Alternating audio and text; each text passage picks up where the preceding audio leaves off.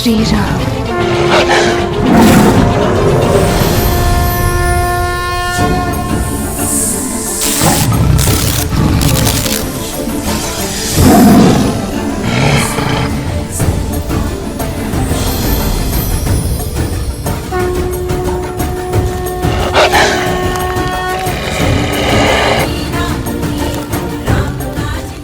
एक बार दान देने के लिए मर्यादा की रेखा पार की थी मैंने। नियति ने खेल ही ऐसा खेला था, पर मेरे पति मेरे श्री राम ने मुझे ज्ञान दिया था कि शुभ कार्य के लिए भी धर्म की मर्यादा नहीं तोड़ी जाती।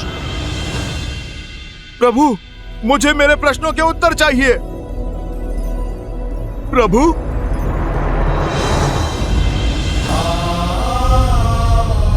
हनुमान,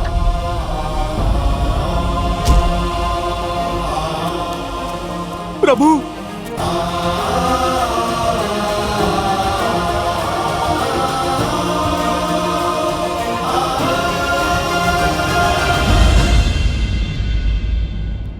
प्रभु, ऐसा नहीं है कि आपको मां सीता की पीड़ा का अनुमान ना हो।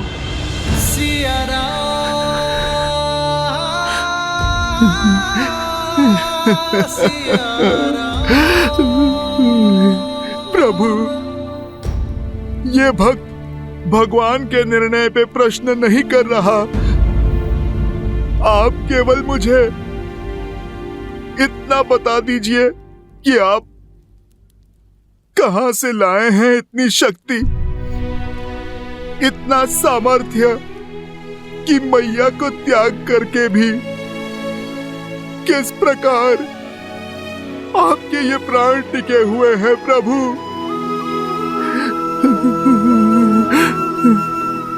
और अगर अयोध्या में अपनी मैया के ना होते हुए ये पुत्र अभी तक कैसे जीवित है प्रभु?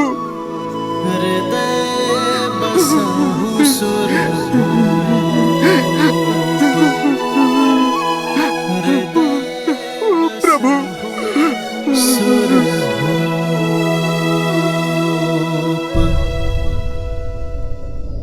हम दोनों में ये शक्ति समाई है हनुमान, क्योंकि हम दोनों अपना कर्तव्य जानते हैं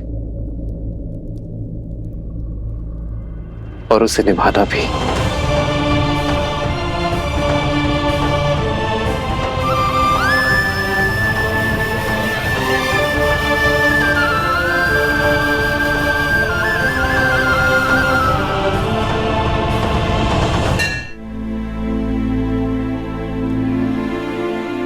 प्रभु, आप किस कर्तव्य की बात कर रहे हैं?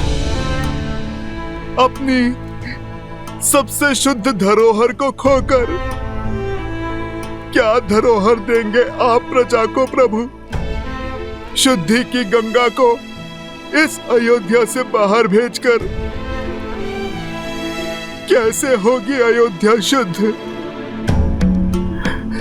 कल जो लोग धीमी ध्वनि पर मेरी माता पर लांछन लगा रहे थे, वही लोग चीख चीख कर खुलकर उन्हें अनुचित कह रहे हैं। और अब संदेह है, लोग अपराध के कारण अपनी अर्धांगिनी का त्याग कहीं परंपरा ना बन जाए प्रभु।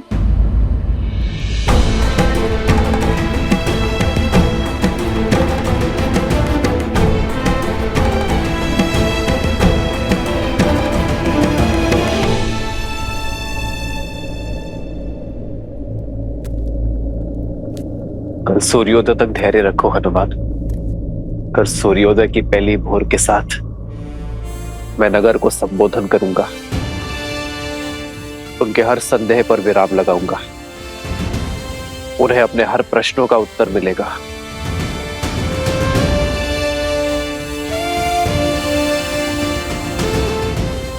कल भोर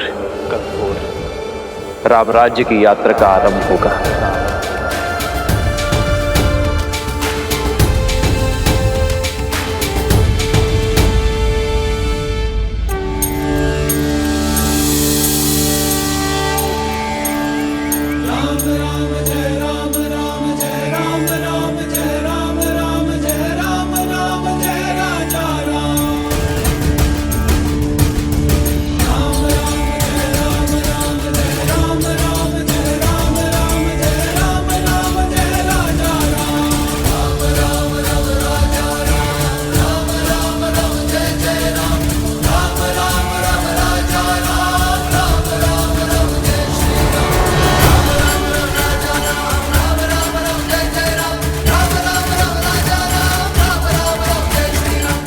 मुझे अब तक पता नहीं चला कि आखिर महाराज ने बुलाया क्यों है।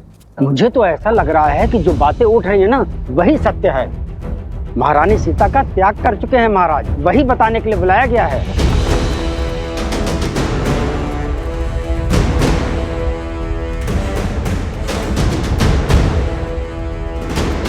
क्या सत्य में महाराज ने महारानी का त्याग कर दिया है? नहीं नहीं, हमारे महाराज महारानी का त्याग नहीं कर सकते। अवश्य उस वस्त्र को दंड देने की बात होगी जिसने महारानी पर सत्य किया है।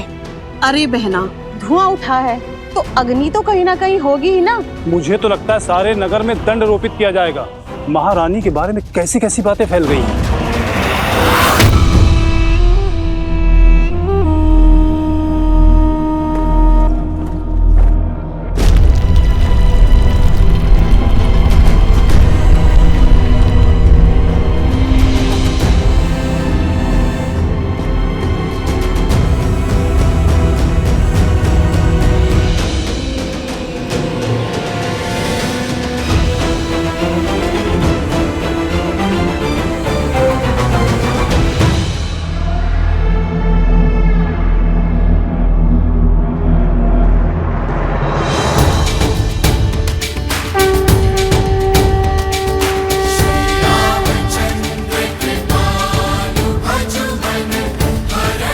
सियावर रामचंद्र की, सियावर रामचंद्र की, सियावर रामचंद्र की, सियावर रामचंद्र की।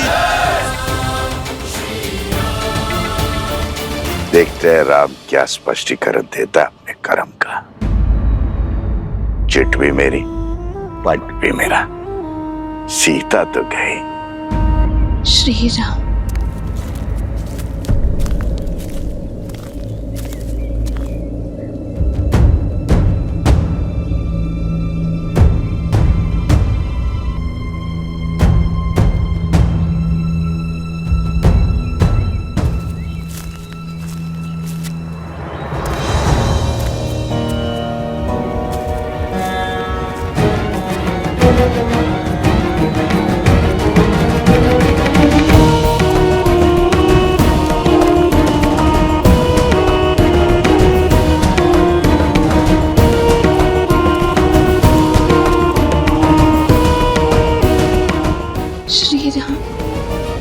इस भूमि पर सबसे अधिक पूजनीय होती है नारी, क्योंकि नारी के त्याग की कोई समानता ही नहीं। अपने पिता की छत्रछाया में अपनी मां की ममता को त्याग कर अपने पति के वंश की वृद्धि हेतु वो उसके घर आती है। भविष्य को जन्म देने के लिए अपना सत्व, अपनी शक्ति बलिदान कर देती है। फल देने वाले वृक्ष भी सेवा मांगते हैं, समय पर खाद, सिंचाई, देखभाल मांगते हैं। एक नारी अपनी पति से, ससुराल से, समाज से केवल मित्रता और सम्मान की आशा रखती है, पर उसे यह भाव भी नहीं मिलता। पत्नी अपना समर्पण, अपना अस्तित्व, अपना सर्वस्व पति के चरणों में अर्पण कर देती है।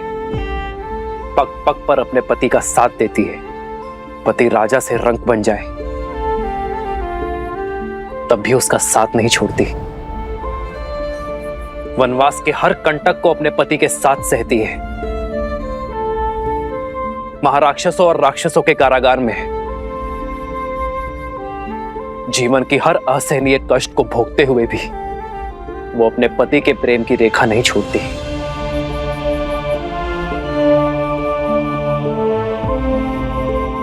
मेरे प्रिय प्रजाजनों, नारी पर झूठा लांछन लगाने से उसकी पवित्रता क्षीण नहीं होती, उसके त्याग की पराजय नहीं होती। पराजय तो उस पति की होती है जो अपने पत्नी के त्याग को उसका समुचित स्थान नहीं दे पाता।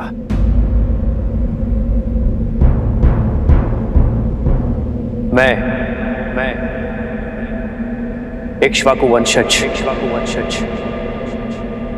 अयोध्या नरेश दशरथ पुत्र राम रघुकुल का मुकुट सर पर धारण कर आज आपके सामने खड़ा ये स्वीकार करने के लिए कि मैं पराजित हो गया।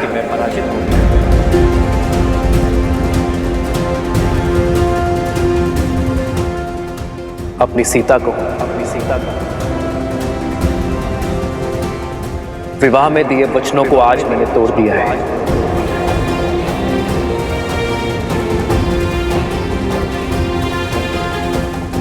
रावण के देश में जाकर अपना शौर्य दिखाकर मैंने सीता की रक्षा की, किंतु अपने ही अयोध्या में फैले कुविचारों के दानव से, संदेह के व्यू से मैं अपने प्रिय पत्नी की रक्षा न कर सका।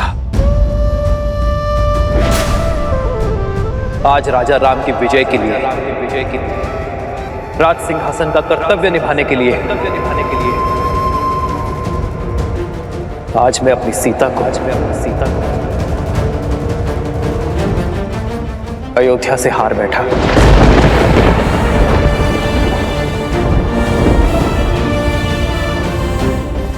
किंतु इसका यह अर्थ नहीं कि मुझे अपनी सीता की पवित्रता पर तनिक भी संदेह है। मेरे रोम रोम से स्वर उठता है कि मेरी सीता अग्नि की भांति पवित्र है।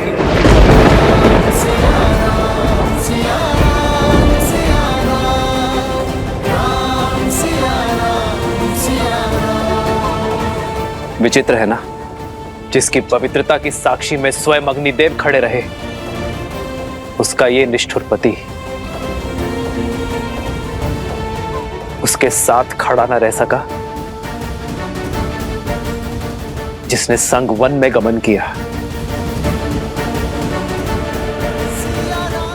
मैंने उसे ही एकाकी गर्भावस्था में वनवास भेज दिया। मेरे स्वर्गीय पिताश्री महाराज दशरथ ये कहा करते थे कि सिंहासन यज्ञ वेदी के समान होता है, और आज सिंहासन की इस वेदी पर मैंने सीता की सुखों की आहुति दे दी है।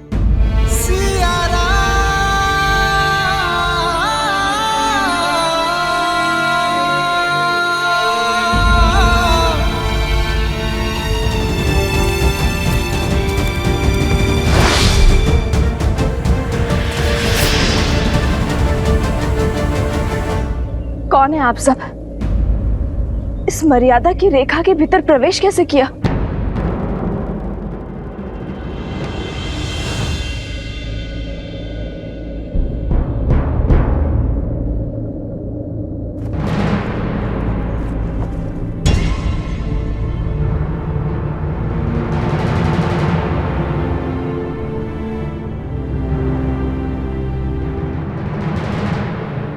पर अब कुछ नहीं हो सकता। धनुष से बाण निकल चुका है। ये धूल देख रहे हैं आप? ये धूल एक ही क्षण में उड़ जाएगी, वातावरण में समा जाएगी, आपके श्वास में बस जाएगी, किंतु इस धूल के प्रत्येक कण को कोई पुनः एकत्रित नहीं कर पाएगा। वैसे ही मिथ्या संदेह में कहे गए शब्दों को मिटाया नहीं जा सकता। मेरे राज्य में फैले कुविचारों को, राक्षसी सोच को मिटाने का प्रण दिया है मैंने मेरी सीता को। इसलिए मैंने सीता के साथ वनवास धारण नहीं किया। आज अयोध्या के मनुष्य जीते, पर मनुष्यता हार गई।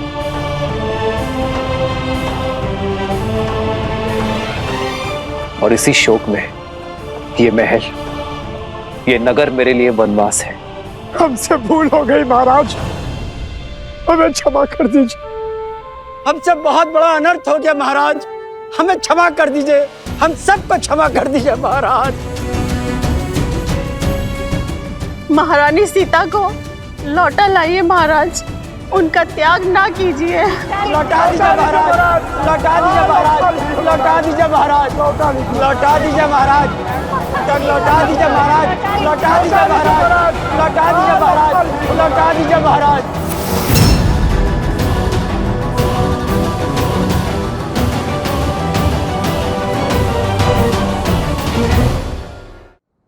किसी राज्य में अधर्म प्रवेश कर जाए तो दोष राजा का होता है। मैं अपनी प्राण शक्ति के बिना रहूं यही मेरा प्रायश्चित है।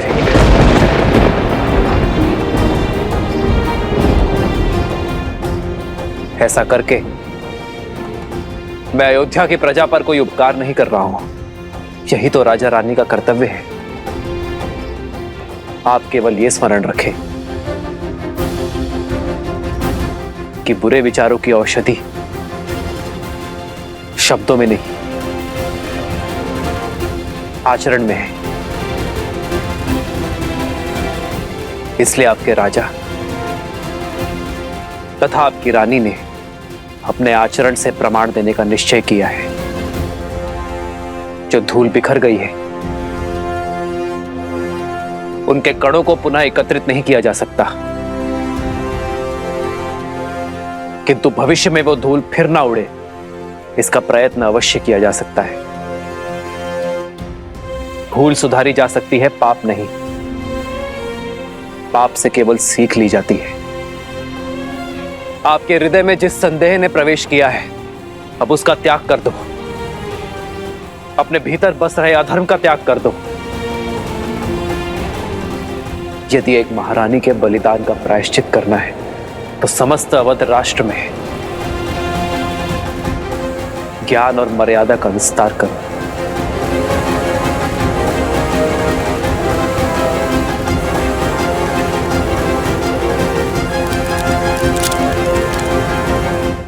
आज आप सभी ये निश्चय करें कि भविष्य में संदेह और कुविचारों के आधार पर बिना किसी प्रमाण के कभी किसी को कष्ट न भोगना पड़े।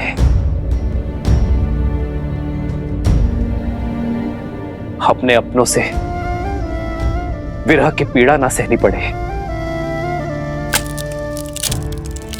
मेरी सीता के बलिदान का यही तर्पण होगा। अपने महाराज को विजय बनाने का यही मार्ग होगा। मेरी सीता के बलिदान का पुण्य मेरी अयोध्या, मेरी प्रजा को प्राप्त हो। बस यही प्रार्थना ये राजा राम ईश्वर से करता है।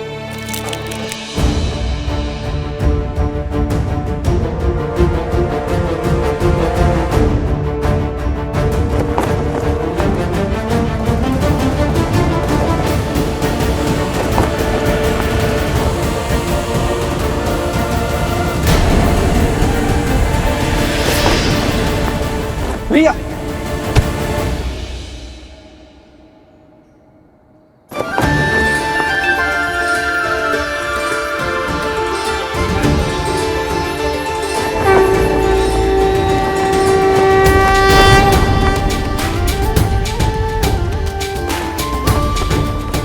आप सभी निश्चय करें कि अयोध्या का यह ध्वज धर्म का प्रतीक होगा।